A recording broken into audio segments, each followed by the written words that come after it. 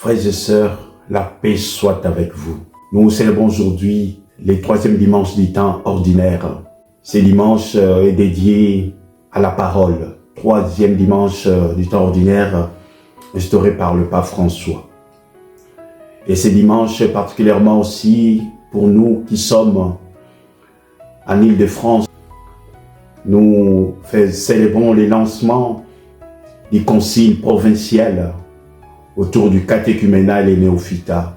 C'est-à-dire, nous allons essayer de réfléchir, nous allons essayer de méditer comment accueillir les nouveaux catéchumènes, comment les accompagner et comment nous laisser transformer par leur présence dans nos communautés.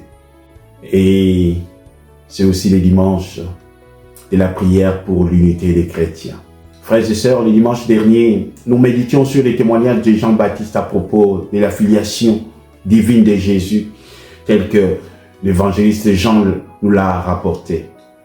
C'est Dieu lui-même, frères et sœurs, qui a dit à Jean le Baptiste que Jésus est son fils. Aujourd'hui, l'évangile de Matthieu nous parle du commencement de la vie publique de Jésus. Il quitte la ville où il habitait, Nazareth, pour s'installer à Capharnaüm. Jean-Baptiste vient d'être arrêté. Il est temps pour lui de partir pour annoncer la bonne nouvelle, c'est-à-dire l'évangile. Il commence en Galilée, territoire mélangé, carrefour des nations. Comme le disait déjà le prophète Isaïe, ce que nous avons écouté dans la première lecture. Il est la lumière que le prophète a annoncée. Il prend des risques, tout comme Paul qui fonde une communauté qui doit trouver son unité. C'est ce que nous avons écouté dans la deuxième lecture. Frères et sœurs, le prophète Isaïe veut raviver la conscience de son peuple sur les événements douloureux passés dans les royaumes du Nord à cause de son infidélité à Dieu. C'est-à-dire la déportation dans l'empire assyrien vers 732 avant Jésus. Les royaumes du Sud avec Jérusalem comme capitale est encore épargné, mais connaîtra le même sort quelques années plus tard. C'est de là que le prophète Isaïe proclame haut et fort la délivrance à venir. La captivité prendra fin. Les prisonniers qui vivaient dans les ténèbres verront une grande lumière. Frères et sœurs, c'est une parole d'espérance, car rien n'est fait. Ils sont toujours en exil. Mais le prophète sait que le Seigneur n'abandonne pas son peuple. Et les paroles du psaume traduisent également et profondément cette espérance. C'est, je dirais, la prière confiante d'un croyant qui s'en remet totalement au Seigneur. Sa seule demande, c'est d'habiter la maison du Seigneur. Le psaume se conclut par une exhortation qui revient à 2 reprises. Espère le Seigneur, sois fort et prends courage. Espère le Seigneur. C'est bien cette parole d'espérance qui rappelle que le Seigneur est bon, qu'il aime son peuple et qui permet de traverser toute épreuve, frères et sœurs, sans être complètement abattu. Les passages de l'évangile de ces jours et les récits des débuts du ministère de Jésus et sa vie publique. Jean-Baptiste vient d'être arrêté parce que il fustigeait le comportement de l'empereur et il sera tué après. Ainsi, le moment est vraiment venu pour Jésus d'agir. Il quitte Nazareth, la ville où il a grandi, pour se rendre à Capharnaüm, au bord de la mer de Galilée. Que sa vie publique commence à Galilée n'est pas neutre, frères et sœurs. C'est une région, Galilée, c'est une région cosmopolite. Dès le départ, la parole de Jésus n'est pas réservée au seul peuple d'Israël. C'est déjà l'universalisme du salut. Cette parole a déjà une portée universelle, frères et sœurs. Jésus retourne à Nazareth pour accomplir la prophétie d'Isaïe, comme nous l'avons écouté déjà dans la première lecture et rappelé par Matthieu dans l'Évangile. Et la Galilée des nations, le peuple qui marchait dans les ténèbres a vu se lever une grande lumière, et sur les habitants du pays de l'ombre, une lumière a resplendi. Ces textes Le prophète Isaïe, nous le retrouvons dans sa version longue, dans la nuit de Noël. Cette prophétie d'Isaïe, frères et sœurs, se réalisera 7 siècles plus tard, lorsque le Christ proclama son message. C'est ce que Matthieu ne manque de rappeler dans l'extrait que nous avons lu aujourd'hui. Et pour réaliser, frères et sœurs, cette prophétie, Jésus a un seul objectif. Il est traduit à travers sa première parole publique. C'est une invitation à la conversion. Convertissez-vous car le royaume des dieux est tout proche. Oui, frères et sœurs, Jésus sait que ce travail sera dur et ne peut pas être seul pour faire advenir ce royaume tout proche. Très vite, Jésus embauche des collaborateurs, les premiers disciples. Il choisit 4 premiers hommes, Simon et son frère, André, Jacques et son frère Jean. L'Évangile dit, aussitôt, ils les suivirent, nous dit saint Matthieu. Curieusement, tous sont des pécheurs. Certainement, en choisissant des pécheurs, Jésus envoie un signal, frères et sœurs.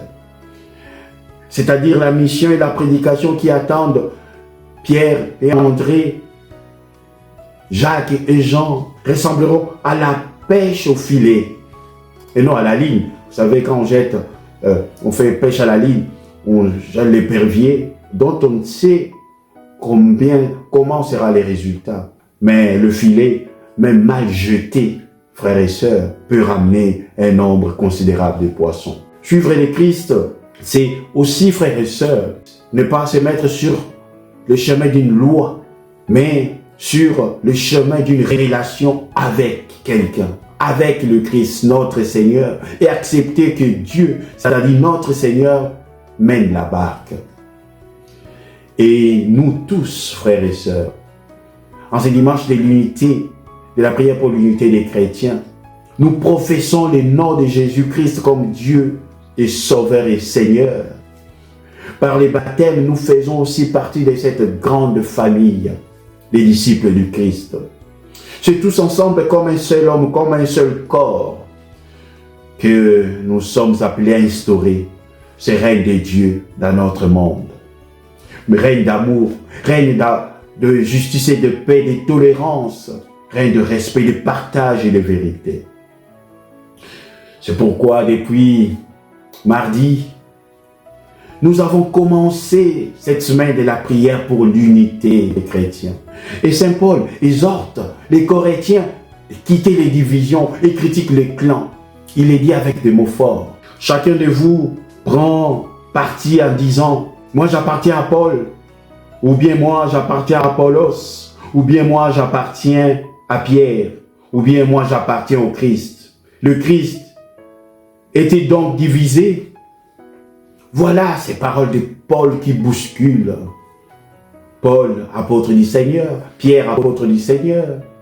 Apollos, il était un juif d'Alexandrie qui a été touché par l'enseignement de Jean-Baptiste. Et il était collaborateur de Paul à Corinthe. D'ailleurs, Paul, quand il va quitter la jeune église de Corinthe, va laisser la direction de cette église à Apollos.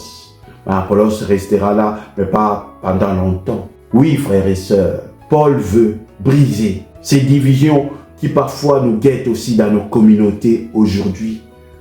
Quand chacun veut avoir raison, quand chacun pense que ses idées sont les meilleures plus que celles des autres. On n'a pas besoin de ça, frères et sœurs. Tu as des meilleures idées, mets-les au service de la communauté. L'unité. Je ne parle pas de l'uniformisme, mais l'unité, c'est-à-dire converger au-delà de nos diversités de vues, de pensées, vers un seul objectif, cette relation au Christ. Frères et sœurs, c'est pourquoi Paul dit, je vous exhorte, frères, au nom de notre Seigneur Jésus-Christ, qu'il n'y ait pas de division entre vous. Vous savez, à ces divisions, Paul oppose l'indivisibilité du Christ, l'unicité du baptême, l'unicité du sacrifice de la croix, l'unicité de l'évangile. Que chacun, frères et sœurs, apporte sa pierre vivante pour l'édification d'une communauté priante, harmonieuse, portée par toujours une espérance renouvelée. Frères et sœurs, Jésus nous dit, Saint Matthieu, est venu d'abord annoncer la bonne nouvelle. En ces jours où nous célébrons les dimanches de la parole, faisons de cette parole notre nourriture. Et aujourd'hui, continuons encore à nous amener à la conversion en vue de l'unité, car nous sommes disciples, appelés pour le suivre, appelés pour l'imiter. Si le Christ est venu nous enseigner la bonne nouvelle, le Christ est venu aussi nous guérir de toute maladie.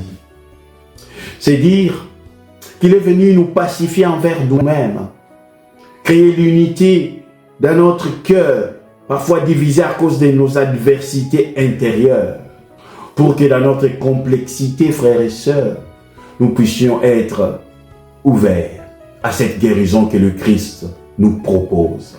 Dans nos soucis, que ce soit physique, financier, affectif, psychique, professionnel, ainsi de suite, le Christ vient nous relever. Le Christ vient nous tendre la main pour nous remettre debout. Frères et sœurs, que la parole de Jésus, en ces dimanches de la parole, de l'unité de chrétiens, soit pour chacun de nous une nourriture, une lumière, qu'elle puisse avoir cette force thérapeutique, c'est-à-dire nous soigner, nous relever et nous transformer. Que le Seigneur nous bénisse tous, au nom du Père et du Fils et du Saint-Esprit. Amen.